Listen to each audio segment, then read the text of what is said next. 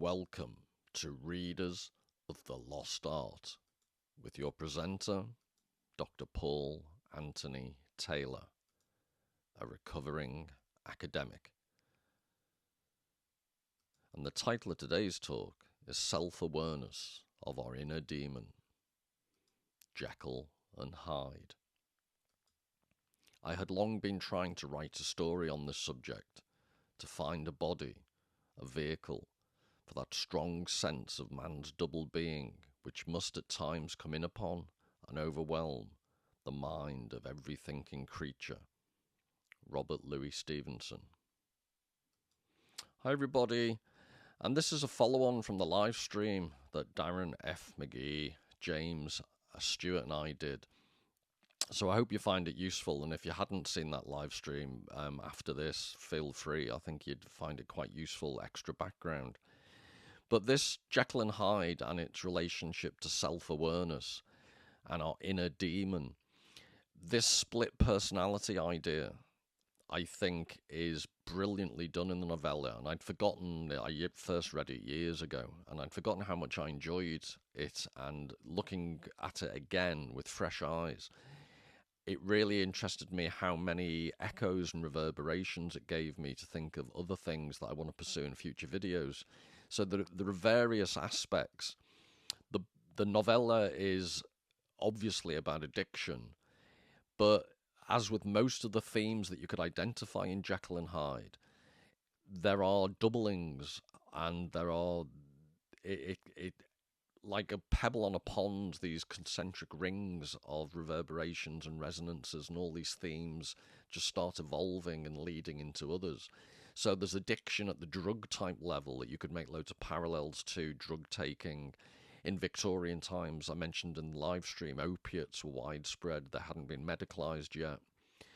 So addiction, there's Hogarth's paintings of Gin Lane. Gin was basically used as almost like an anaesthetic for just how horrible life in Victorian London could be.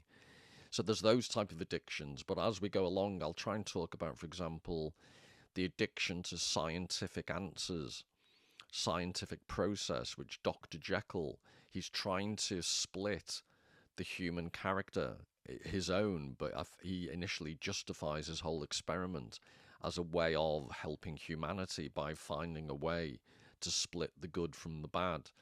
And the whole point I'm going to develop as we go along about the notion of self-awareness is, if you're truly self-aware, you have to take the good with the bad, and it's impossible to separate out the two, which the more you think and the more you get into the novella, it's very, very subtly done and brilliantly done, given that this was 1886. I think in the live stream I kept mistakenly referring to it as 1888 because I was reading an essay that was done then, but this is 1886. Freud's first paper that dealt specifically with psychology was 1893, I think it was. That's 7 years later. So Robert Louis Stevenson's ahead of his time. And I think the novella is brilliant for the way in which it shows you this addictive need to get answers, to solve a paradox that can't be solved. And another aspect, so I'm just giving you, these are the key themes for me, but like I say, you could talk about multiple themes, so I'm just slightly arbitrarily picking out some key ones.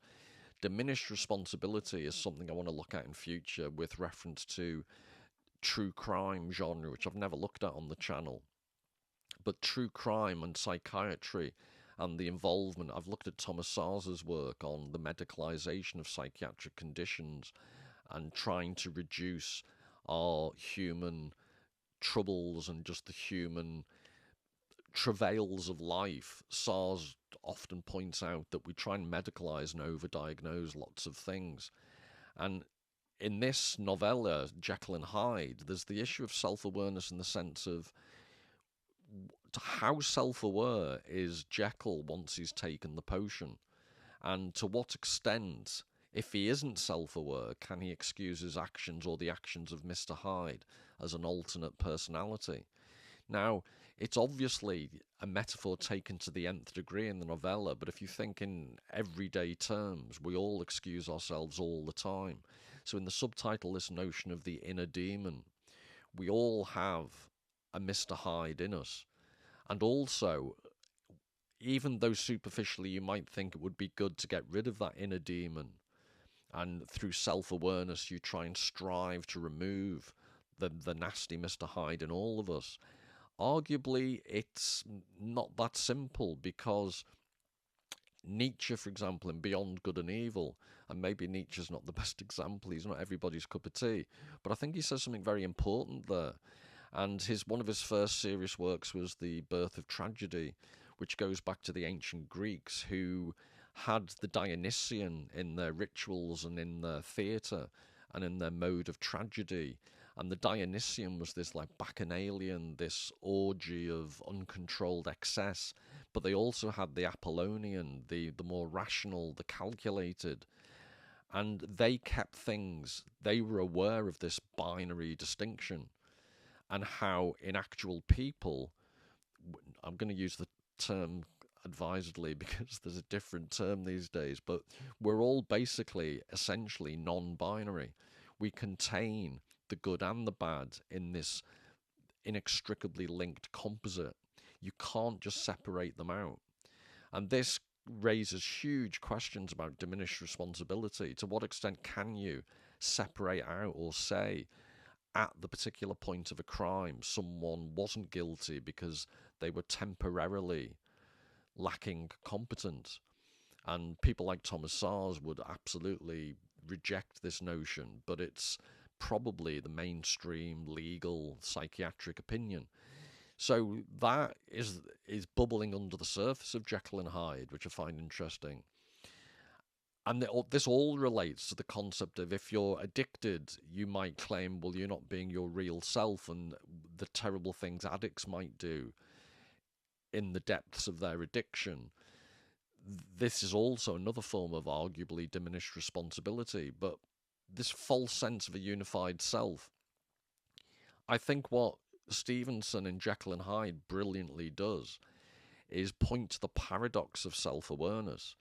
Self-awareness is a brilliant thing, but it's also self-contradictory in the sense that self-awareness allows us to have a sense of a continuous self, a sense of our own personality, a sense of our own character, a sense of our long-term goals and aspirations. So it gives some type of unity to our sense of self. But self-awareness is also constantly questioning who we are, what we're doing. It can turn into neurosis and, at the far extreme, psychosis. So self-awareness is also the very thing that undermines a sense of continuity.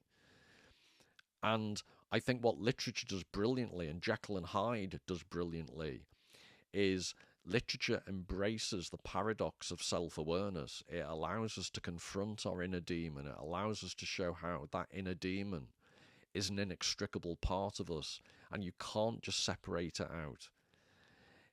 It goes back as far as the book of Genesis in the Old Testament, and the idea that Cain and Abel, the first murder, the minute you're expelled from the Garden of Eden, which has never struck me as a particularly human place anyway, because it's too perfect. Human beings are walking paradoxes. They're this paradox of self-awareness. Sometimes we're self-aware, sometimes we're not, sometimes we let ourselves go, sometimes we're over-cerebral. All of these aspects of what it is to be human. And ultimately, I'd argue, literature conveys more than any other art form I can think of, or even psychology or psychiatry or science. It allows us to confront the human condition and the fact that we all have inner demons, and the trick is to try and live and be self-aware and not do what Dr. Jekyll tried to do. So this is, I wanted just to show a quick image of the whole concept of doppelgangers or doubles. This is the French's sorry, I'm trying to think of the original French title. I think it's What Do You Want From Me?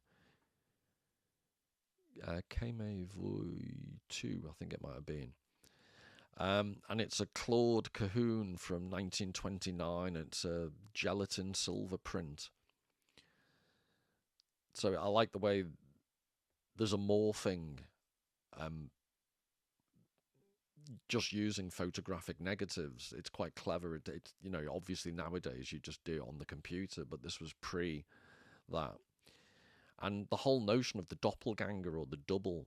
I think the first time doppelganger was used, there was an author called Jean Paul wrote a novel called Sibiankas, 1796 1797, and that used the term doppelganger. And then you had people like E.T.A. Hoffman. I did a discussion with Richard Grannon on Sandman, E.T.A. Hoffman's Sandman, about this automaton, this girl, prototypical robot he falls in love with.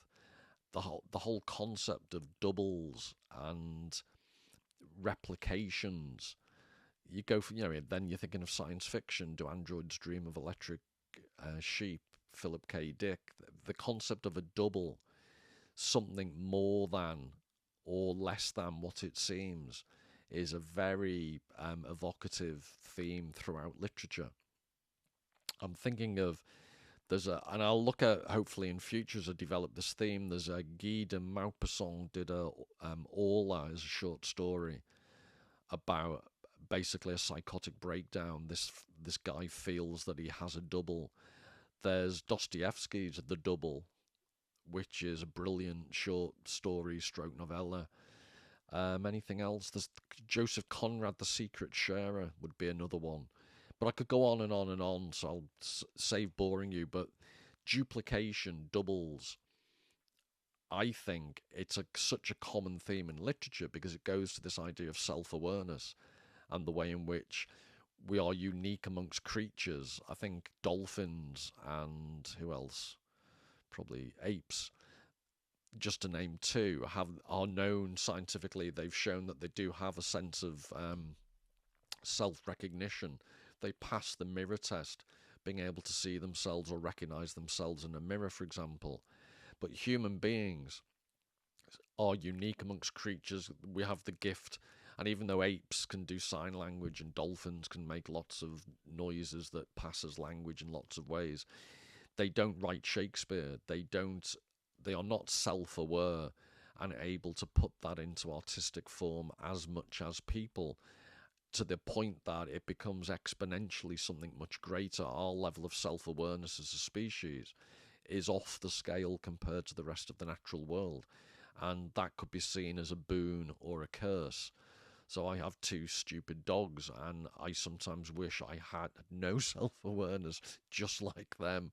And every day that they do live almost in a Garden of Eden environment, spoiled rotten. So this is Robert Louis Stevenson, and it's a painting by John Singer Sargent. And it was pretty contemporaneous. I think this might have been a year after he wrote Jekyll and Hyde. And I quite like the way the brushstrokes are, what would be the word? It's quite blurred, and then they're not, the way, for example, his shoulder merges into the armchair, quite indistinct and blurry, which evokes for me the whole, which I'll show you images from in a second. Robert Louis Stevenson was from Edinburgh, and I think even though the setting of Jekyll and Hyde is based in London, this misty darkness, the ambiguity of the Edinburgh environment late at night, I think suffuses the novel. And he was psychologically quite a complex man.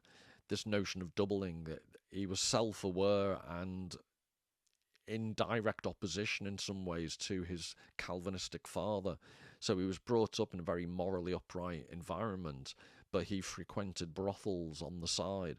And there's an irony that his father was involved in a movement to rescue fallen women, and his son, I think, probably got some glee from partaking of those establishments at the same time his father's trying to close them down and rescue women.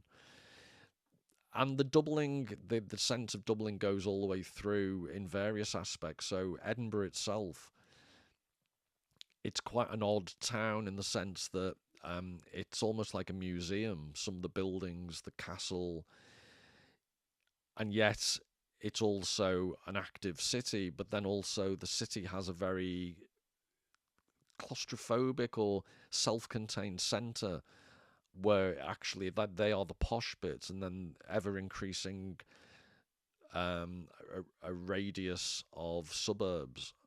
And so, for example, Wester Hailes is a very rough area on the outskirts of Edinburgh. And it seems to be almost like an inversion, a doubling of most cities. The suburbs are often the nice bits, and the inner city is the rough bit. But Edinburgh's almost the exact opposite. But Edinburgh does have this odd atmosphere. There's there's Arthur's Seat is a volcanic plug right on the edge. It's almost part of the city, and it's a lovely, quite on the one hand isolated hill, but on the other hand it was walking distance from the student halls. So it's very odd city, and it feels when you're in the middle of the town, it's landlocked, except the port of Leith is just walkable as well. So it's quite an odd doubling, interesting town that I can see how, and like I said, I'll show you photographs in a minute, but I can see how it affected Robert Louis Stevenson's writing style. So interestingly, I'm just showing you, if you get hold of this particular edition, there's some very useful essays and tales in the back, but you can see I'm going to show you examples from Edinburgh, but just look at the way in which it's portrayed, the dark alleys of, nominally it's supposed to be London where the book is set, but this Edinburgh link I can see quite clearly. And then there's, in the back of this particular edition, there's an essay that I'm going to quote quite a lot from called A Chapter on Dreams. And I found that an interesting essay to help provide some insight into perhaps how Stevenson was motivated to write Jekyll and Hyde. Because I'll show you as we go along, but Stevenson addresses the issue of self-awareness, as you can see from the title, A Chapter on Dreams, from the way in which we divide half our lives between sleeping, well, not half, but you know what I mean. We dream and we're awake, and part of the essay is often that distinction isn't as clear as you might think. So he talks about how his creativity is informed by his subconscious. Again, it's all about, in this essay, you can't make a clear distinction between our conscious and unconscious self. Just like, as we find out at the very end of Jekyll and Hyde, there isn't a clear distinction to be made between Dr. Jekyll and Mr. Hyde. So this notion of self-awareness of what? Because there's this constant tension within us. And that constant tension is arguably what it is to be human, and it's why it's arguably so difficult to be human, because we don't have this dog-like calm, not that my dogs are calm, but self-sufficiency, that they live in the moment in a way that we can't hope to do. And that is good. It gives us human qualities that take us beyond most creatures. But it's also the thing that if you're not careful, the neuroses creep in. And it's keeping on, and the addictions and all these things that make life so difficult.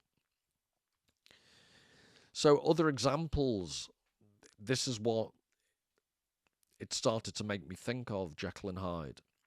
I thoroughly recommend, and I aim to do videos on these, but the one on the left, L'Outremont, it's a pseudonym. It was a French poet called Isidore Lucien Ducasse, and it's a very odd prose poem.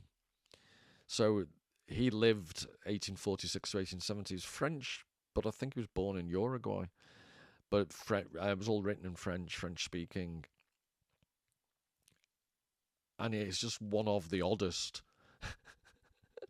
But it's all about, it's basically a figure of evil. So it's basically Mr. Hyde without the Dr. Jekyll.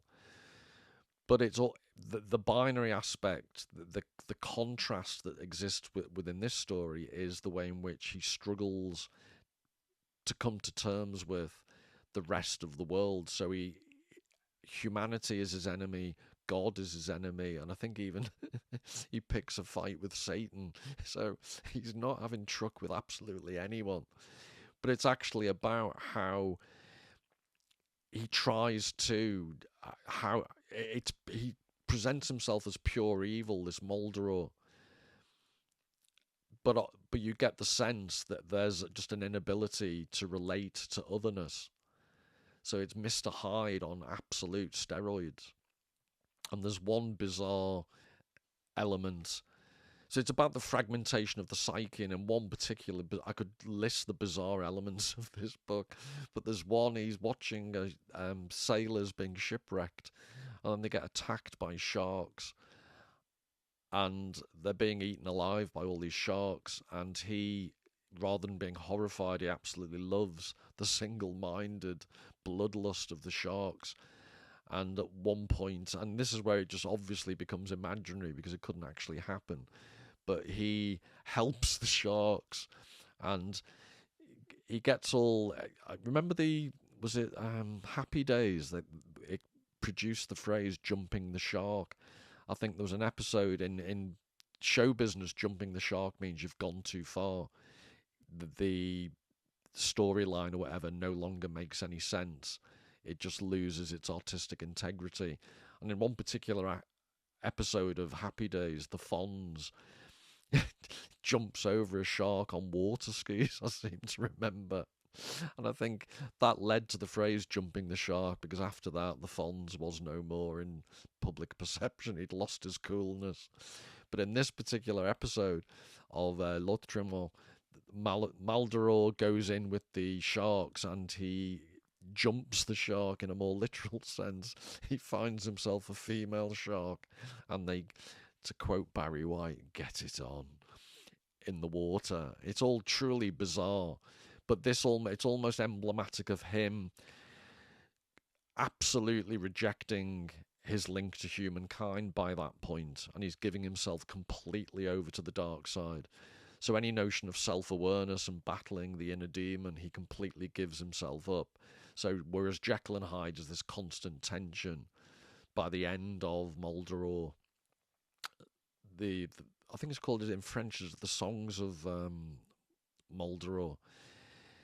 But in Moldoror, he doesn't have the tension anymore. He gives himself completely over to the Hyde element, his inner demon. So that's, I would argue, that work is about the fragmentation of the psyche from an extreme Mr. Hyde point of view. If you wanted to see Mr. Hyde's point of view, read that. The Book of Disquiet on the right-hand side is, in terms of self-awareness, again, it's about fragmentation. But it's weird. It was unfinished when Pessoa died. I think he died in 1935, and the first English translation wasn't until 1991 from the Portuguese. And he has what he calls, or is called, an orthonym, which is you use your real name. So he writes an introduction under his own real name, Fernando Pessoa. So that's an orthonym. But then he has what he calls, or are called, heteronyms. Which means it's a name you take on, and you purport that they're the author, but it's not the same as a pseudonym. A pseudonym would be you take a name and you just write what you want, but you allocate a different name, so you don't take credit, or you want to distance yourself from the writing. This weird concept of the heteronym, the two characters write this weird collection. It's a fragmented anti-novel of diary entries and philosophical musings. The first guy is a Vicente Guedes, and then there's a Bernardo Suarez. And these are two heteronyms, and the heteronym author is someone you use a different name so that they are almost complete, genuine, independent authors. They alter egos. They're not partaking of. They're not an author of convenience for the original writer. They're the writer allowing his alter ego, his or her alter ego, to have free reign. So theoretically, they're completely independent writers. And it's a very odd book, but it's very much about fragmentation and the way in which self-awareness gives us these competing characters. The self is not unified.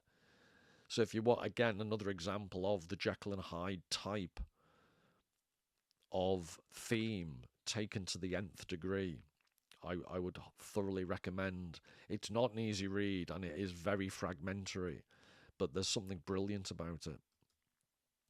And then I think this was a Niccolo in the comment section asked me to do I Am Legend at some point, and I will. I'll either do it on my own or we'll do it in a live stream.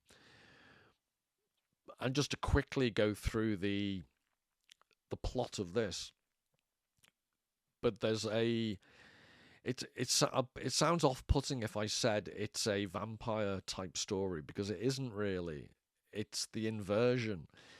There's I think it was a cancer drug, a genetically altered cancer drug goes wrong, and the vast majority of the population either die or become vampire type creatures. And he is one of the very few immune people, and by the end he's the only immune person.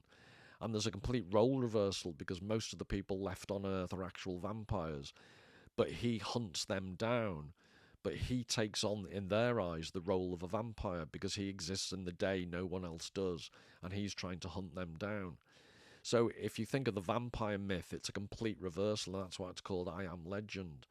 But this book as well is all about loneliness, existential loneliness. What happens when roles are reversed? What happens when you lack human contact? What happens when you see yourself, you're self-aware enough to finally realize how others see you?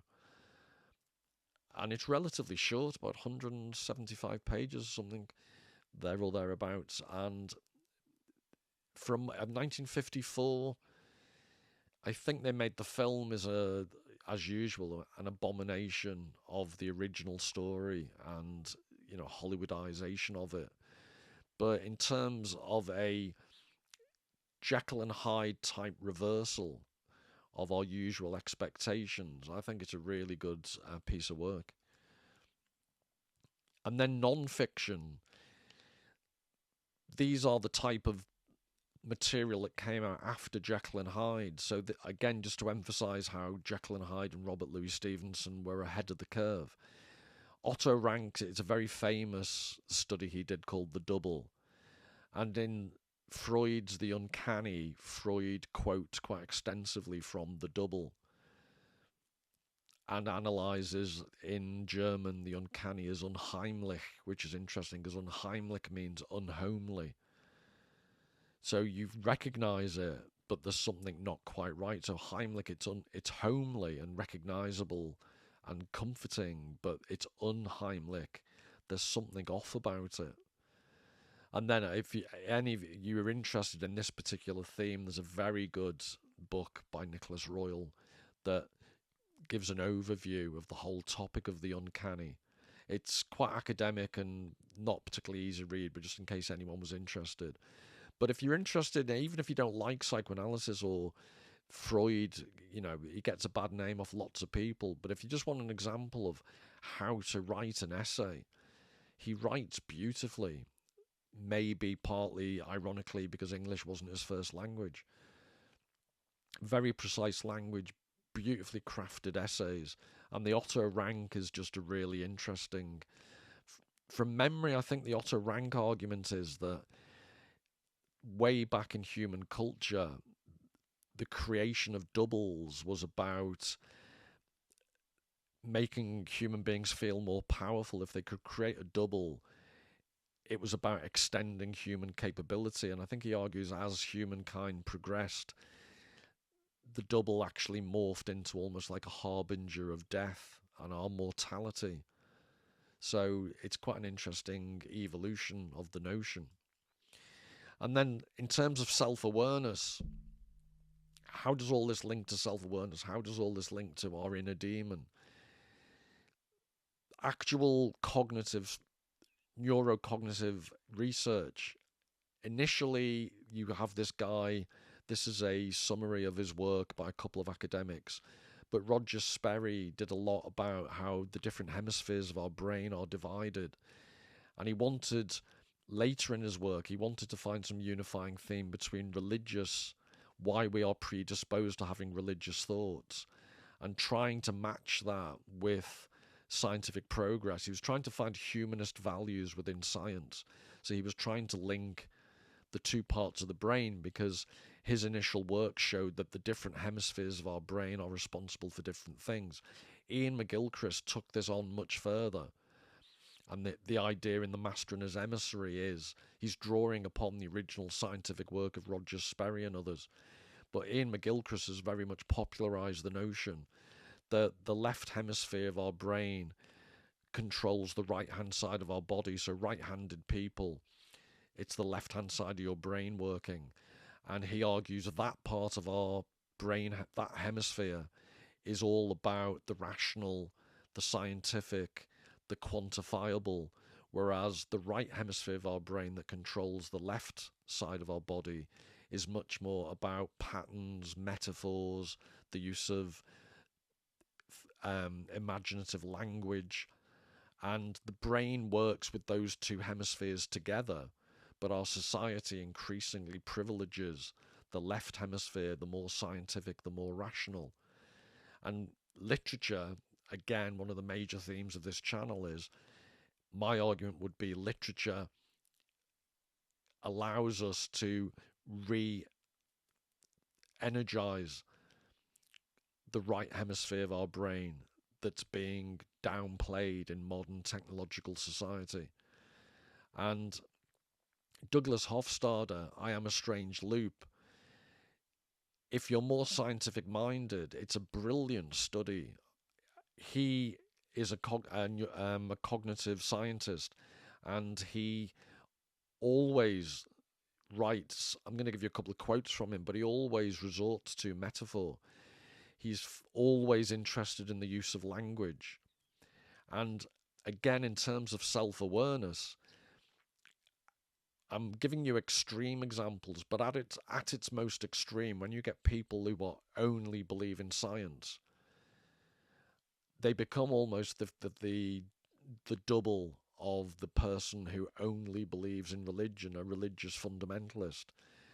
And Hofstadter's and McGilchrist are making this point about the obvious need for balance between the scientific left hemisphere of the brain, and I'm using generalizations, it's not that simple. Both sides of the brain do both types of things, but one more than the other. And Hofstadter, I think he's a really interesting... Ian McGilchrist has one basic argument, that the brain is divided and we have hemisphere biases. Hofstadter approaches a similar idea, but using many more examples. So I think it was Isaiah Berlin was talking about Dostoevsky versus Tolstoy, and he referred to the fox versus the hedgehog. So one author knows many things and one author just knows the one thing. And I think Ian McGilchrist is the hedgehog and Douglas Hofstadter is the fox. He addresses this issue of self-awareness. I am a strange loop.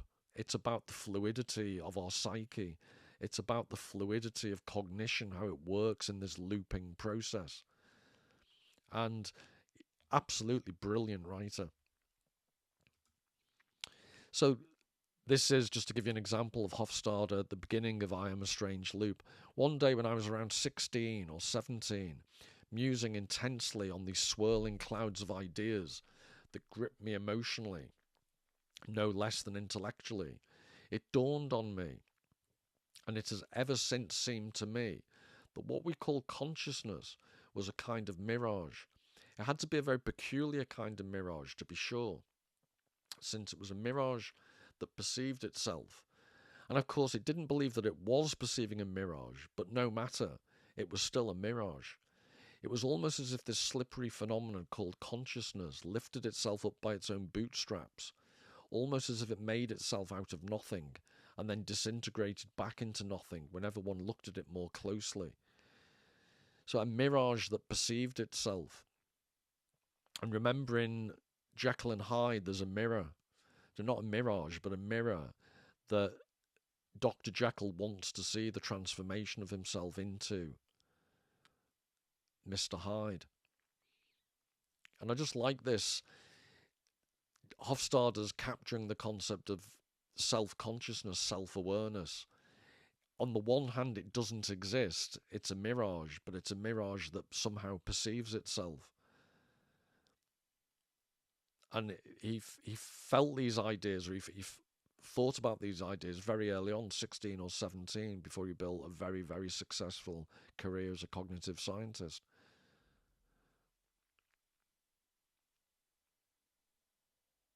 But I think it is relevant to the Jekyll and Hyde. He's describing, in most Gothic literature, there's this mistiness. So I referred in the live stream to Dracula. You can't think of Dracula without the mistiness of the Transylvanian countryside, the nighttime, the murkiness, and that's true of Jekyll and Hyde, and it's true of self-awareness. Self-awareness, it's not a bad metaphor for the murky fogginess, that things come out of the fog of our self-awareness. And it's, as I've said, and I'll keep saying all the way through, it's this paradox from which self-awareness constitutes itself. So he goes on to say, and this is, I'm trying to remember, this is about 2/3, 3/4 of the way through the book. We are powerfully driven to create a term that summarizes the presumed unity, internal coherence, and temporal stability of all the hopes and beliefs and desires that are found inside our own cranium. And that term, as we all learn very early on, is I. And pretty soon, this high abstraction behind the scenes comes to feel like the maximally real entity in the universe.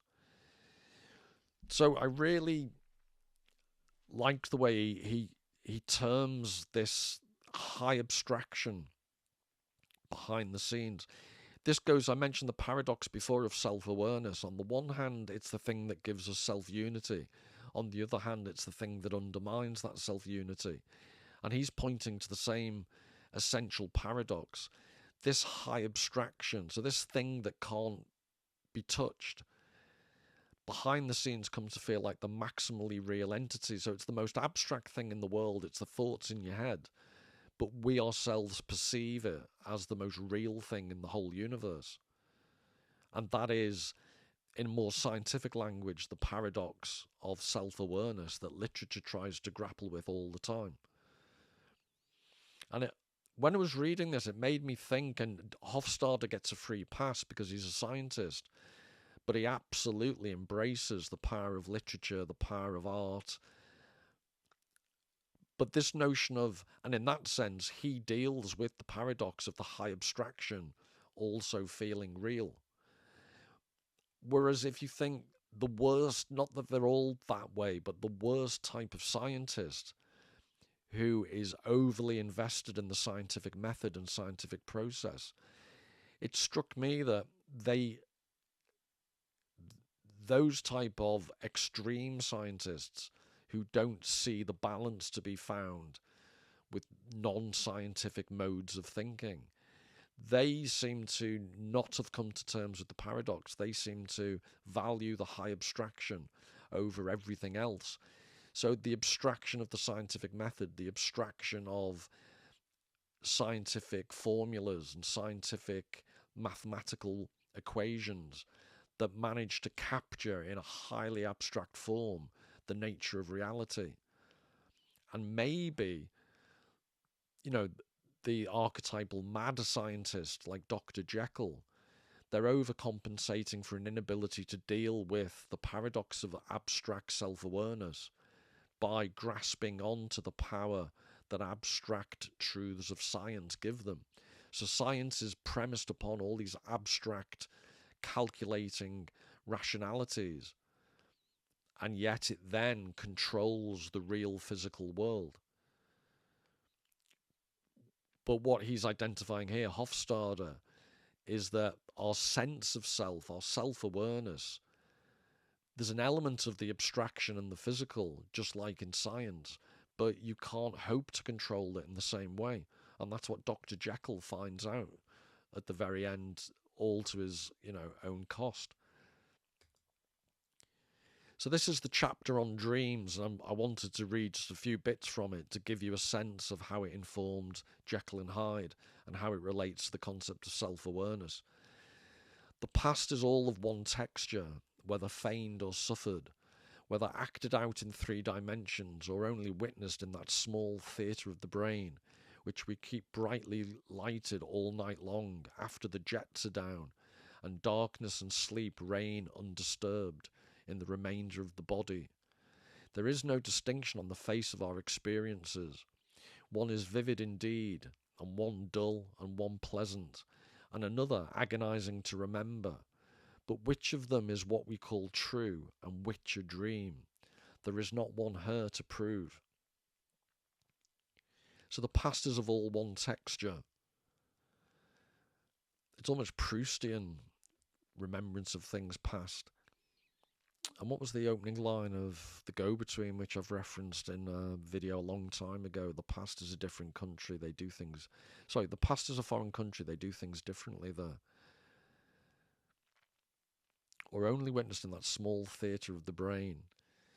What's interesting is it's nominally, it's an essay Stevenson wrote about the nature of dreaming, because he said he's describing a dreaming person who then, a bit like the end of Jekyll and Hyde, Stevenson admits the dreamer he's been writing about was in fact himself.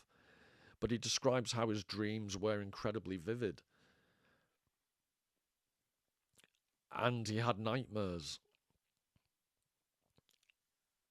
And I think more than most people, perhaps like most good writers, he was in a way hypersensitive. But also, he found, as it says here, that the difference between dreaming and reality, he found difficult to distinguish because the dreams were so vivid. But the way in which, again, this idea of self-awareness, you can see yourself as the most, competent, completely functional. You don't have any dysfunctionalities.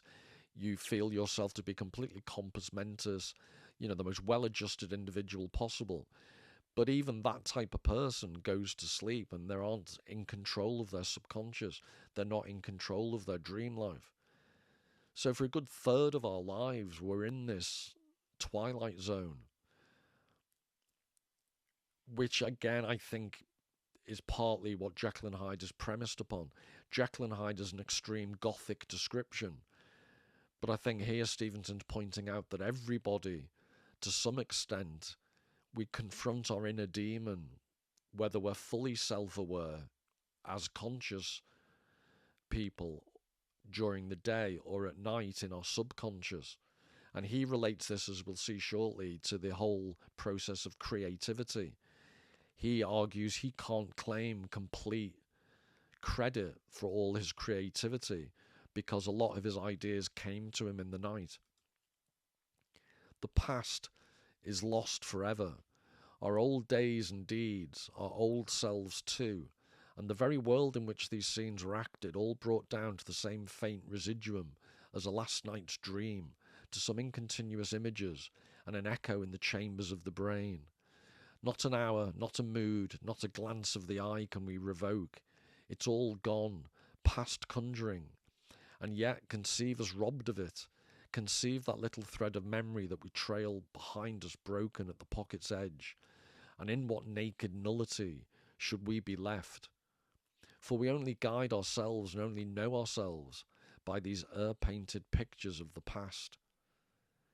And if you were slightly resistant to the idea that he expressed in the previous slide, that it's very difficult to separate dream from reality, I think this develops the point better.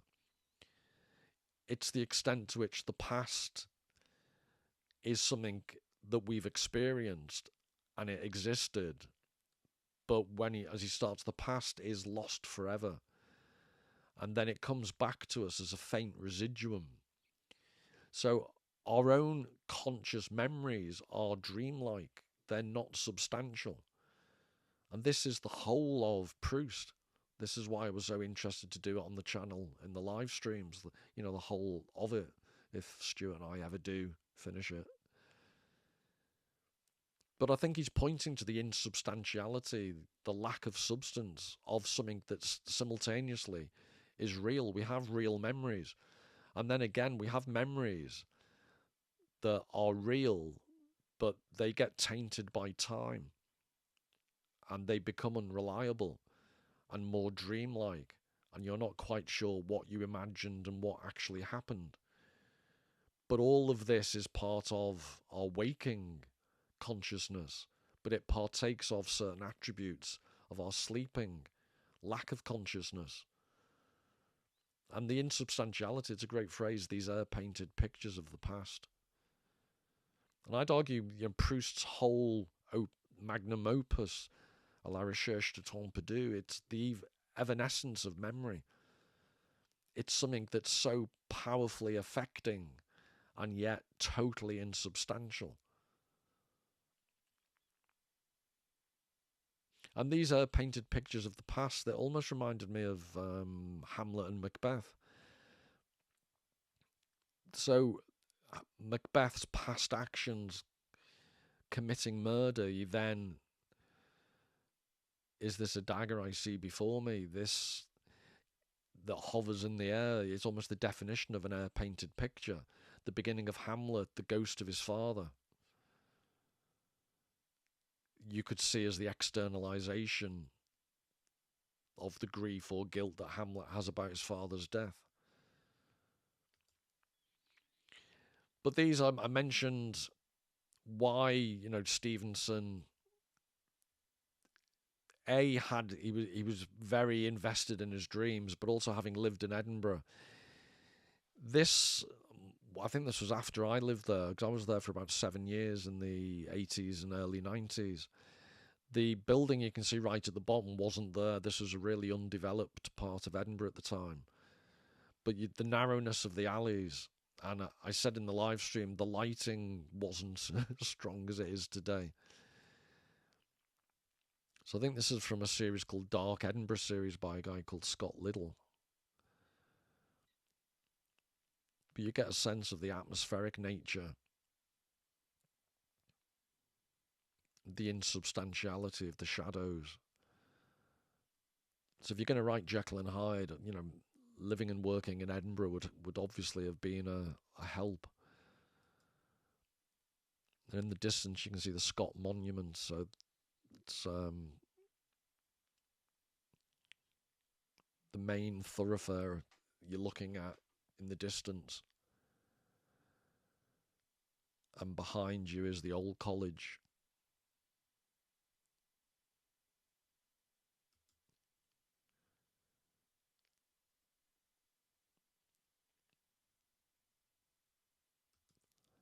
And then, just to give you again on the Jekyll and Hyde theme, so that's just some of the atmosphere, what it must have been like. I mentioned in the live stream, and I've looked it up because I couldn't remember precisely when, but it was December 92. There was a European Council summit, and behind you, as you look up the road, behind you is Holyrood Palace in Edinburgh. And if you look, the tallest building on the left, I think it was on the second floor, about 2 or 3 windows in, was my student flat. I'm pretty sure it was definitely one of those buildings. I think it was that. And on the right-hand side, you can just vaguely make out a person wearing a white jacket and what look like grey trousers beneath the flag. Just coming down, maybe slightly further up the hill, on one day, it was December, and a very sunny day. And this guy was coming down the road for the summit with bodyguards and all sorts. He'd obviously asked to go for a walk. Russian Matryoshka. And there's this term I hadn't come across before that I came across.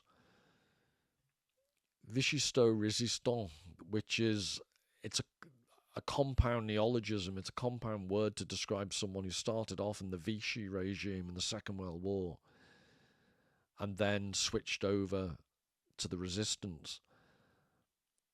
And he's just a weird chameleon character. But the point I made in the live stream was I'm looking out the window, so I didn't expect to see a world leader walking down about 80 yards opposite.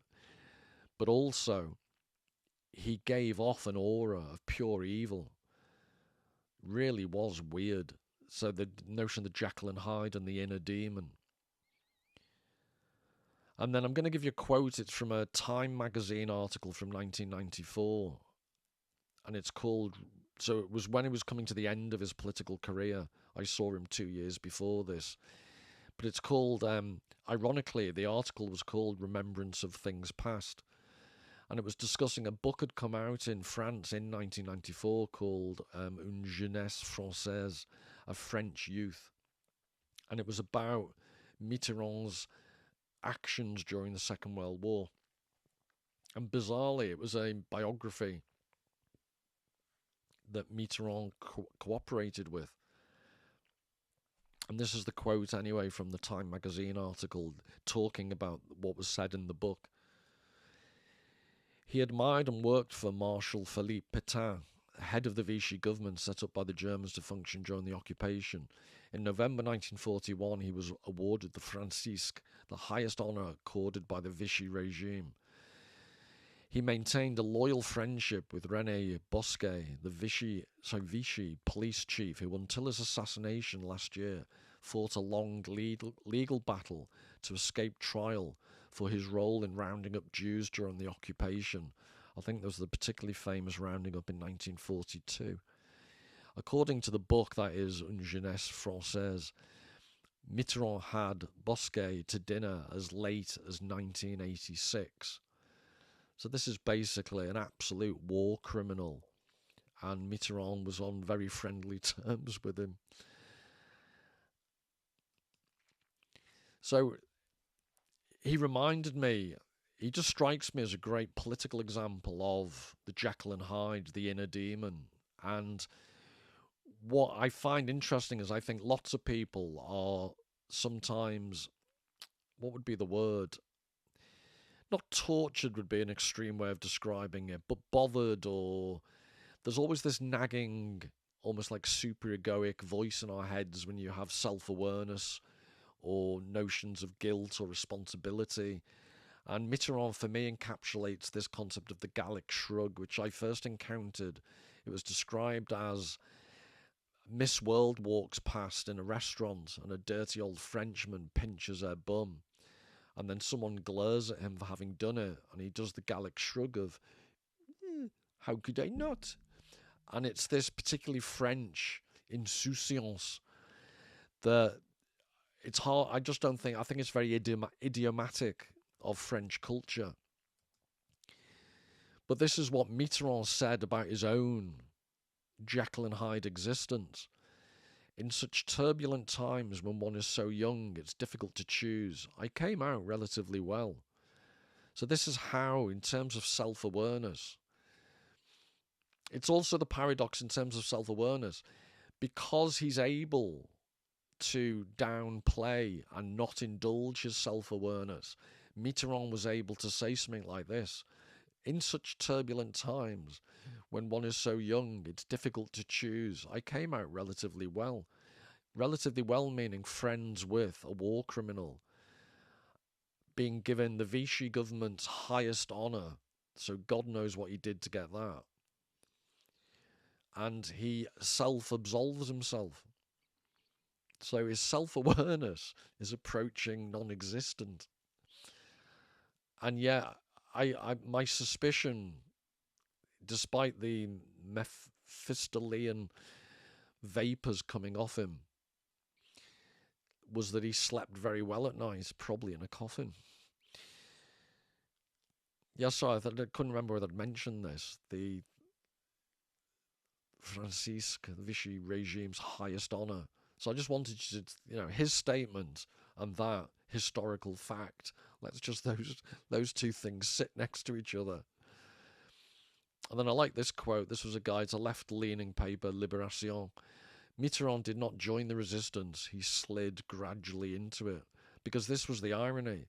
He starts off in the Vichy government and he ends up helping the resistance.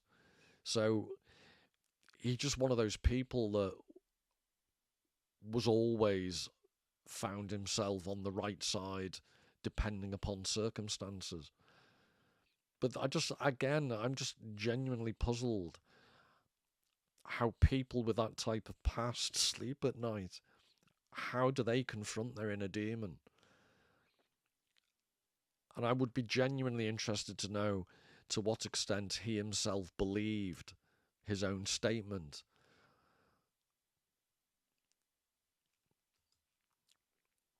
Back to Robert Louis Stevenson. So he's describing the dreamer who he later admits is himself. He was from a child an ardent and uncomfortable dreamer. When he had a touch of fever at night and the room swelled and shrank and his clothes hanging on a nail now loomed up instant to the bigness of a church and now drew away into the horror of infinite distance and infinite littleness, the poor soul was very well aware of what must follow and struggled hard against the approaches of that slumber, which was the beginning of sorrows. But his struggles were in vain. Sooner or later the night hag would have him by the throat and pluck him strangling and screaming from his sleep. His dreams were at times commonplace enough, at times very strange, at times they're almost formless. He would be haunted, for instance, by nothing more definite than a certain hue of brown, which he did not mind in the least while he was awake, but feared and loathed while he was dreaming. So this relationship between what we dream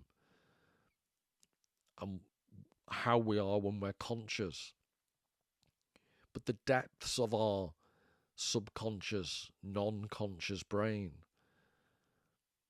And I don't know about you, I'm one of those people who very rarely remembers. So everyone dreams.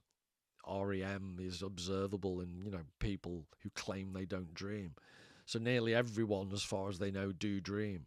But people like me, maybe in a Mitterrand-like type of self-defense, I very rarely remember what I've dreamt or whether I've had a dream. And I know other people who, have vivid memories of their own dreams. But just this, again, this duality, the dreaming and the non-dreaming self. So whether the inner demon exists in a Mitterrand-type ethical sense, the inner demon exists in our dream world. And it seems that Robert Louis Stevenson had it bad. The two chief troubles of his very narrow existence, the practical and everyday trouble of school tasks and the ultimate and airy one of hell and judgment, were often confounded together into one appalling nightmare. He seemed to himself to stand before the great white throne. He was called on, poor little devil, to recite some form of words on which his destiny depended. His tongue stuck, his memory was blank. Hell gaped for him, and he would awake, clinging to the curtain rod with his knees to his chin. And I like this in the sense that it gives a sense of his father was this mad Calvinist, very rigorous and strict. So you could see how his upbringing fed into his everyday concerns were also, they had this father figure, the strict figure, and how that affected how he dreamt.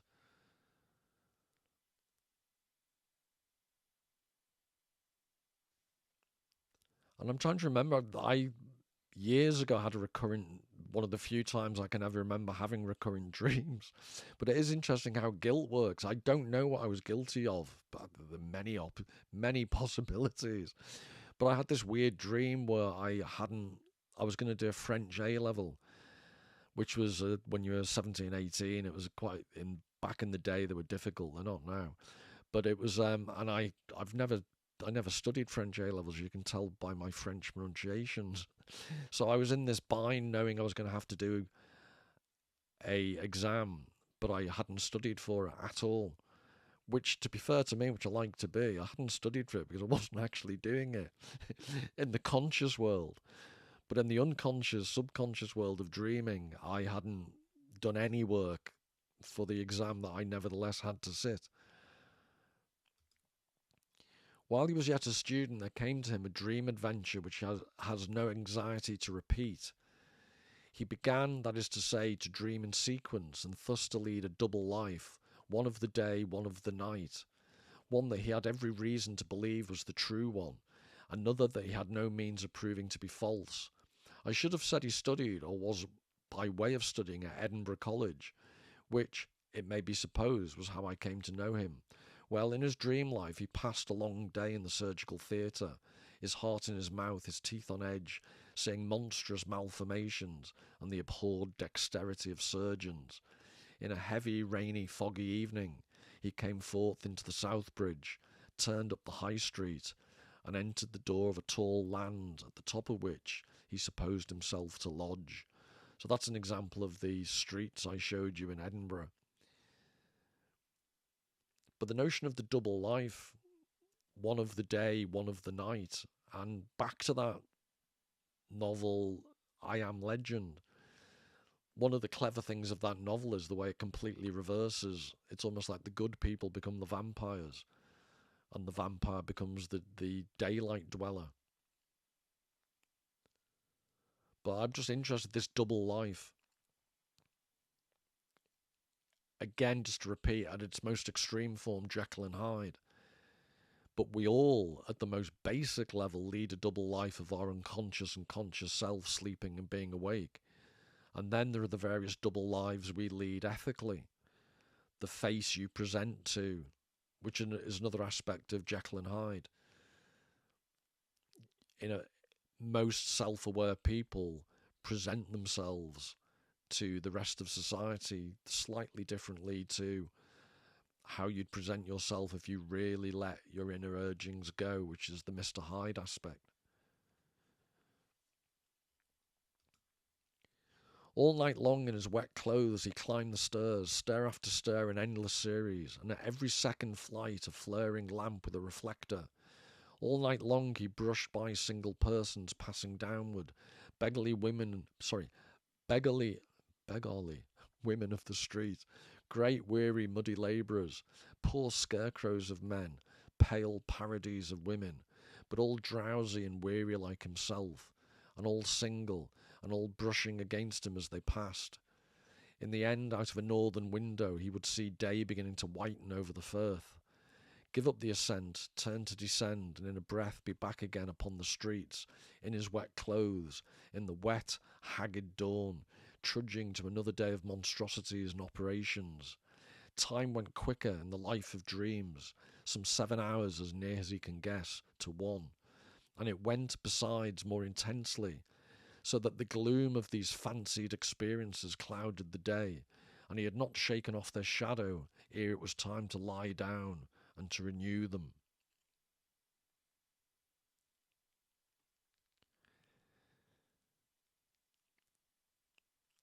And I can relate to the all day in wet clothes climbing Edinburgh staircases. But you can see how from this, given that Dr. Jekyll was a surgeon,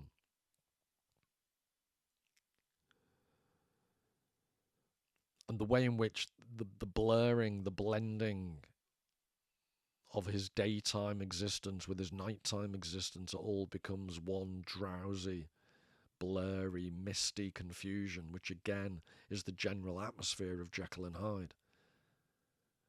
But arguably also, it's a metaphor for the psychological condition of someone who is struggling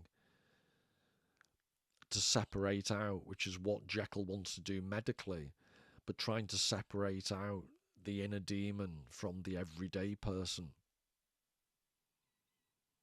or failing to repress the inner demon and being self-aware that that is a problem.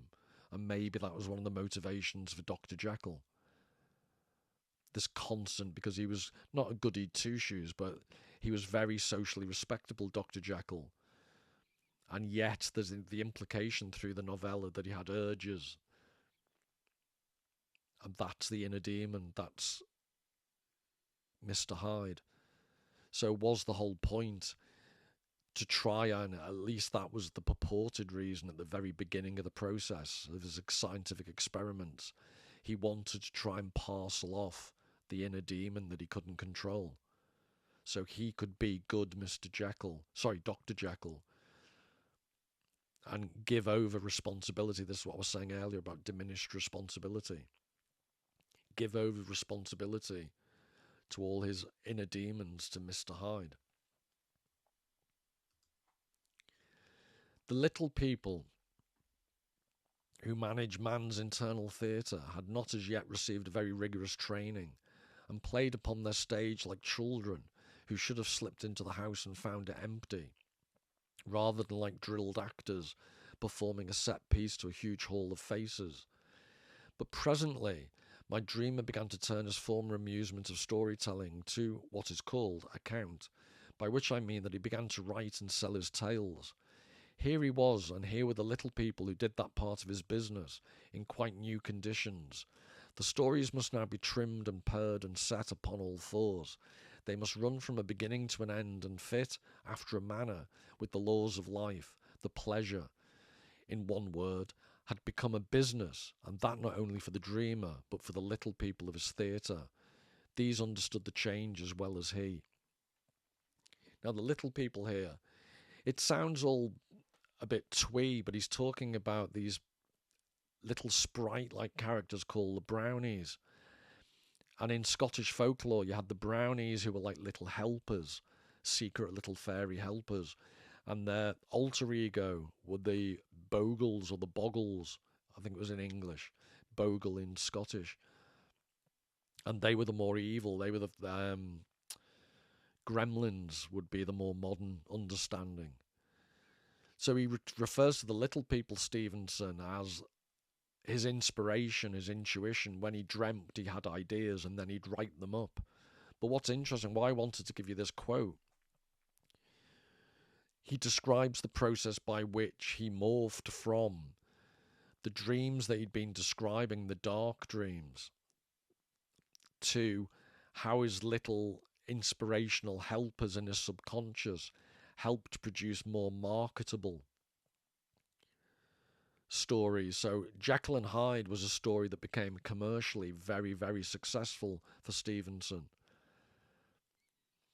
And I've always been interested by those artists who can straddle genuinely good art but also make it commercially successful. There are very, very few people who can do that. In cinema, for example, Hitchcock would be a perfect example. Absolutely stunningly complex films. But in his day, he was hugely successful commercial director.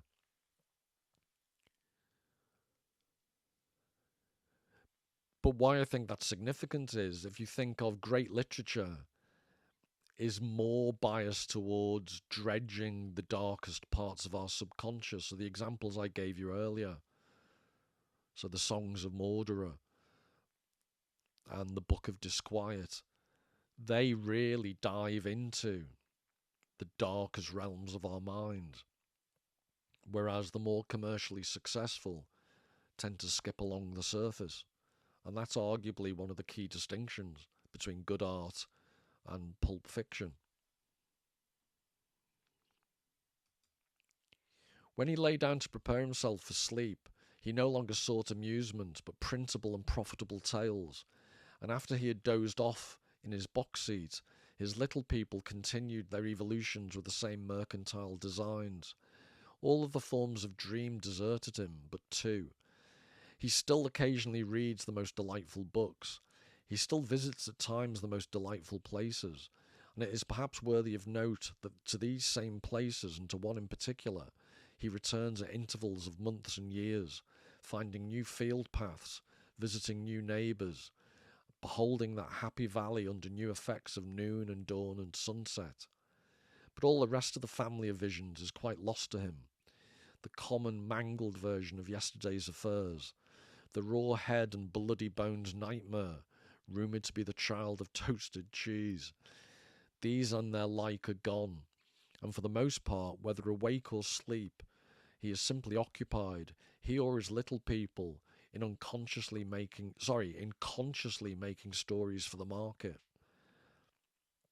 So why I'm interested in this is, this implies in terms of Jekyll and Hyde, that Stevenson thinks of his inner creativity almost like a demon. He associates the bad dreams with genuine creativity. When he becomes divorced from accessing that creativity, even if it's dark, then he's writing stories for the market.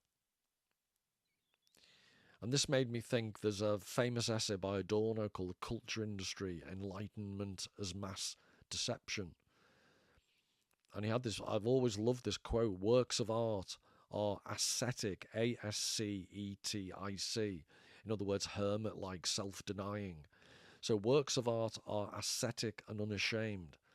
The culture industry is pornographic and prudish. So the idea is the culture industry, the mercantile, making stories for the market, as Stevenson's describing here, especially in a modern contemporary context, they show everything. They're pornographic, but actually they're prudish. The culture industry is pornographic and prudish.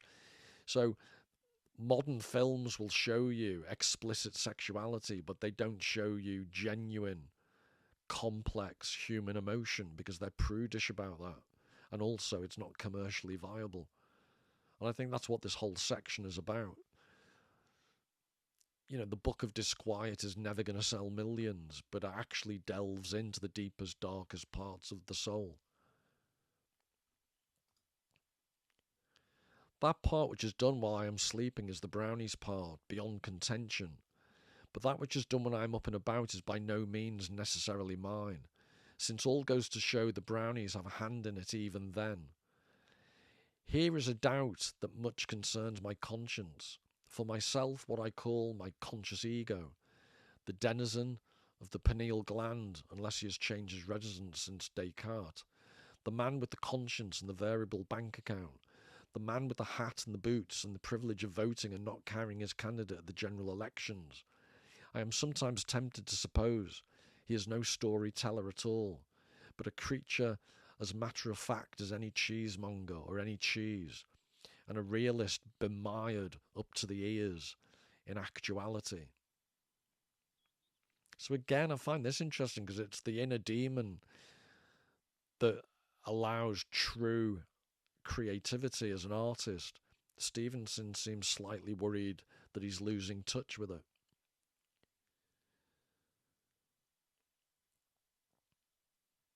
So he's just becoming a creature as matter-of-fact as any cheesemonger, and a realist bemired up to the ears in actuality, which he's implying is a bad thing.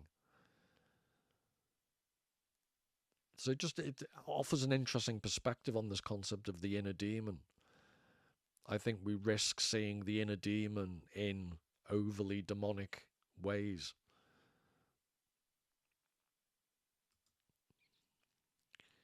So then, begin to finish up, sometimes a parabolic sense is still more, and parabolic here means in the mode of a parable, not in the mathematical sense. Sometimes a parabolic sense is still more undeniably present in a dream. Sometimes I cannot but suppose my brownies have been aping Bunyan, and yet in no case with what would possibly be called a moral inner tract. Never with the ethical narrowness, conveying hints instead of life's larger limitations, and that sort of sense which we seem to perceive in the arabesque of time and space.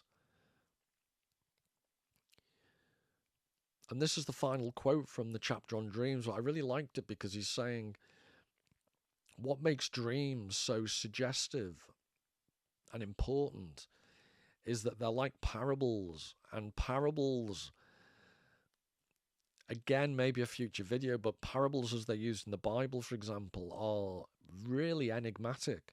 They're not straightforward stories at all.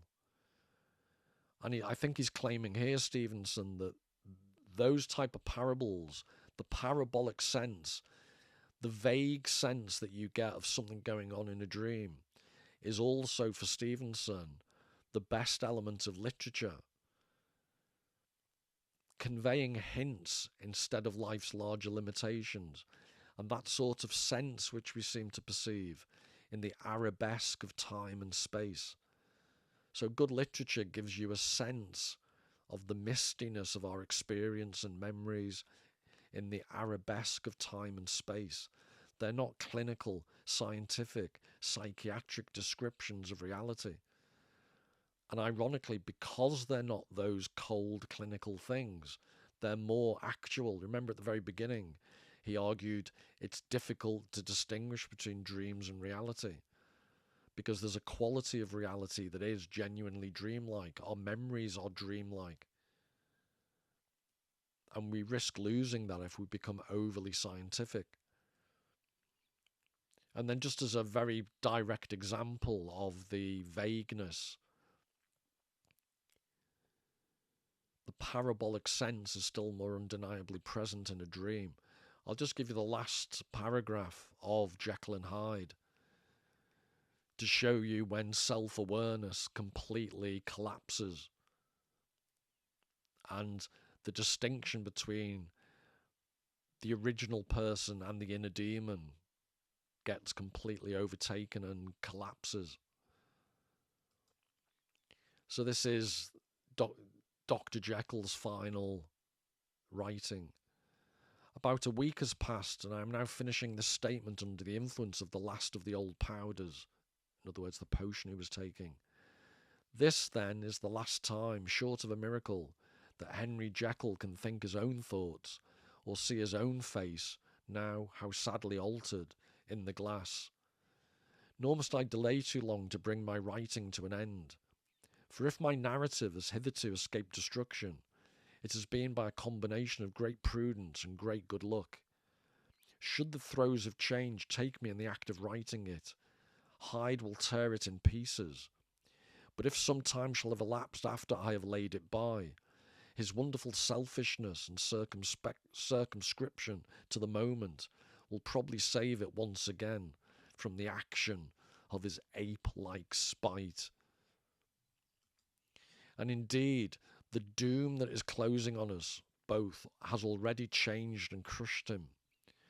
Half an hour from now, when I shall again and forever re-endue that hated personality, I know how I shall sit shuddering and weeping in my chair, or continue with the most strained and fear-struck ecstasy of listening to pace up and down this room, my last earthly refuge, and give ear to every sound of menace. Will Hyde die upon the scaffold, or will he find courage to release himself at the last moment? God knows. I am careless. This my true hour of death, and what is to follow concerns another than myself. Here then, as I lay down the pen and proceed to seal up my confession, I bring the life of that unhappy Henry Jekyll to an end.